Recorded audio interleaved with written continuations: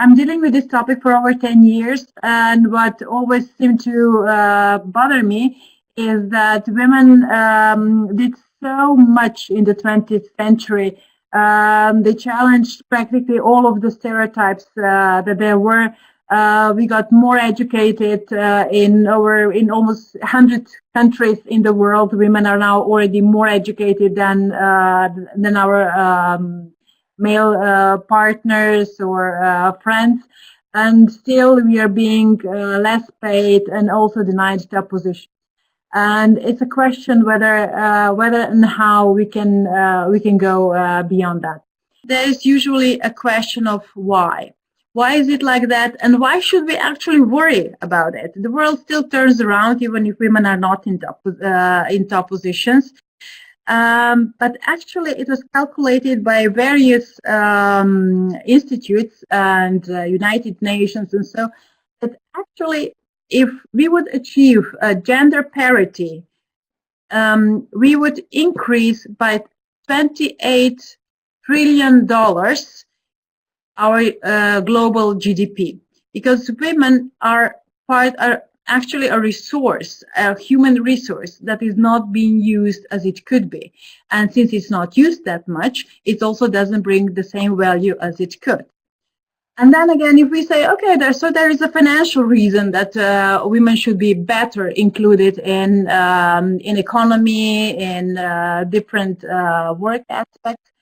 So if that makes sense, why are still so many women lacking or being left out from the market? Well, the first goes to, at least for me, when I break down these questions of why, it goes first to the assumptions about women. And those assumptions are that not that much is actually expected from women.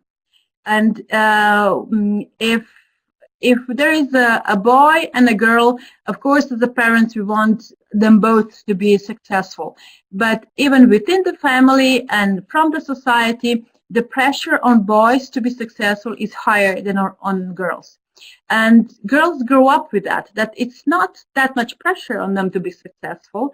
And if there's not that much pressure, there's also not that much nourishment. And anything that would help you in realizing your self-esteem. And so the expectations of the society are lower for girls than they are for boys. And so with that, also there are lower expectations from us as the individuals. In average, we have lower expectations of us than probably boys have of them. And with that, we have these two trends that go hand in hand. Since not that much is expected from women or from a certain woman or a girl, it has a direct impact on our self-esteem, which is lower. And on the other side, we really tend to be very we self-criticize much more than men do. And these are actually two of the same things.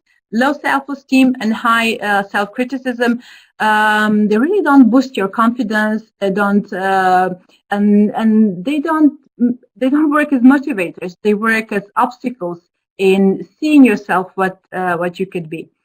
And how does that apply or turn out? In two ways. First is that even with today, when women are highly educated, they hold careers that are time-consuming. Still, in every country, women work more. They have more unpaid work, so that means that they work at home, take care of the household, they take care of the children more than men do. These percentages are changing. Men are stepping up. They, especially younger generations, they don't want to be father figures. They want to be part of the family. But still, women on average in Slovenia, for instance, they work 2 hours more than their male counterparts. So that makes them, in a way, like a household heroes, and that makes again a feeling that women are predisposed to be housewives. But cooking or cleaning, it has nothing to do with how you were born. My husband or my son can vacuum just as well as I do or as my daughter does. And when we come to cooking, my husband is much better than I am, for instance. And then the thing that I stress usually the most is the issue of double standards.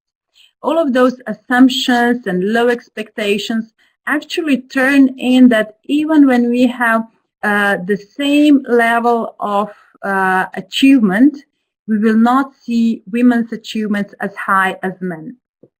Let me elaborate on that. In one of the really nice studies that was made in US is on symphony orchestras.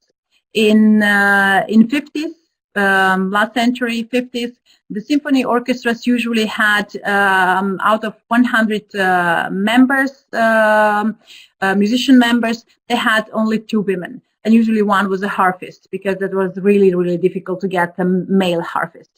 And when music directors and conductors were challenged, why don't have more women? Because women were studying and they were musicians.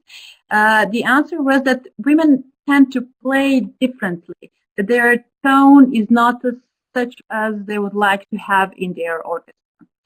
And then in 1956, Boston Philharmonics were the first to challenge that, and they had the first blind audition, which meant that they had their candidates. They put them behind a curtain so that you could not see them, whether there was a man or a woman. And they conducted their their audition.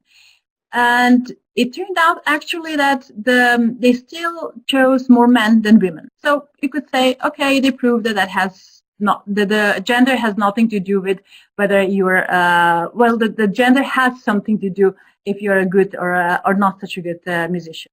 But then they said, okay, maybe we made a little mistake. Let's next time when we have an audition, let us use the curtain, but also a rug. So let's have people walk on that rug or take their shoes off, so that we cannot know whether whether it's a woman in high heels or it's a man walking up. And guess what? When they did this really blind audition, the chances that a woman would be chosen were a little bit over 50%.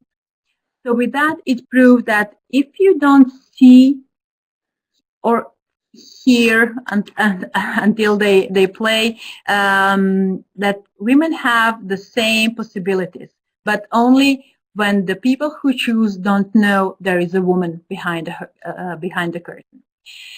This was proved many times later on in science, in architecture, and one of the examples that I like also a lot is the one that's been conducted at the Faculty of Social Sciences in Ljubljana. Dr. Alexandra Kanua-Mrčela, who is a professor at that faculty, makes an experiment that is in a little bit different way than in the US otherwise. But it goes like that. She has a paper, a seminar paper, and she gives this paper to be graded to her students. And she has male and female students. And the only difference that the students don't know is that half of them got a paper that was supposed to be written by Marco, a boy, or Mojca, a girl. And when she gets that paper back, it turns out that Marco would pass the exam with grade 8, and Moita would barely make it with grade 6. And that story teaches us that the discrimination that goes towards women is done by men and women. It says also that it doesn't have much to do with the generations, that it's the young generations that discriminate against women just as well as the older ones. So it's something in the way we are raised, in the way we breathe or drink water or something that makes it so difficult for women to be taken as equals, that their work would be appreciated on the same level as when done by men. So double standards are something that I think is the most difficult to change. And I will finish with saying, okay, what I think can be done with that. What is the call for action? Sure, the governments can do a lot. Slovenia is a great example of that. We are on number 7 on the World Economic Forum's ranking list. Our social infrastructure is such that makes it possible for women and men to have careers. And yet, it is not enough. Even in Slovenia, we have the same percentage of women on top positions as anywhere else, which means really, really low. Not enough as it would be. It would be okay. So it's not only the society and the government that have to do something. In fact, it has to do everything with us. And when I talk about that, I usually get a feedback, yes, Sonia, but you have to talk about that with men. It's men who have to understand that. Sure, I agree. But first, it's women. Nobody will fight for women's rights as much as women can, because we feel it. Men cannot see the difference because they never were in our shoes, and they never saw that there is a difference. Many men are sure that they don't discriminate, that they're objective, and yet it's also women that discriminate, are not objective, and we think that we are. So what we have to do first is to start to think about these things, and don't wait for the others, but try to challenge yourself and see, when did you discriminate against another woman? When did you discriminate against you? When did you not cherish or not appreciate something that a woman did? And go back, think about that, and change your attitude. Think whether when you name your top movie actors, how many of them are women? When you go to see a film or so, do you choose them also if there's a woman? Do you give her a chance to make it, to prove it to you that she's actually really, really good? So try to start with you. We can be the change, because women are worth it, and you, if you're a woman, are worth it, because you will change the world. Thank you.